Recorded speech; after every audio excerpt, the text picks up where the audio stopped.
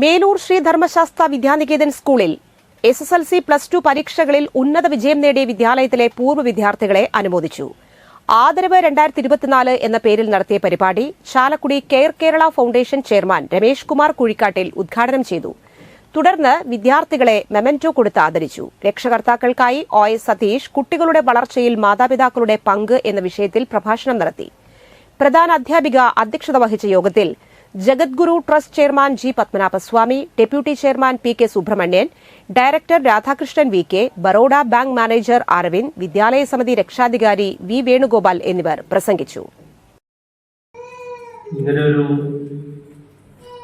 സദസ്സിലേക്ക്, ഇങ്ങനെയൊരു പ്രോഗ്രാമിലേക്ക് തന്നെ എന്നെ ക്ഷണിച്ചതിൽ ഞാൻ ആദ്യമായിട്ട് ഇതിൻ്റെ ഭാരവാഹികൾക്ക് എൻ്റെ നന്ദി അറിയിക്കുകയാണ്.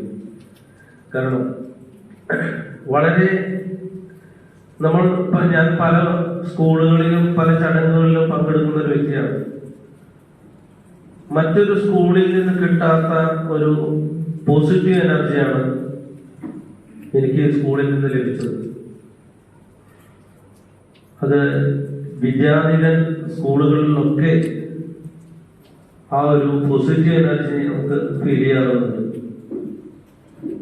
വലിച്ചതിന്റെ പിന്നിലുള്ള മനഃശാസ്ത്രം എന്നൊക്കെ അറിയുള്ളൂ. കുട്ടികൾ മുതിർന്നു വരുമ്പോൾ ഷാള് ഇടിച്ചു തന്നെ അതിനായിരുന്നു. മുതിർന്നു വരുന്ന കുഞ്ഞുങ്ങൾക്കാണ് ഷാള്.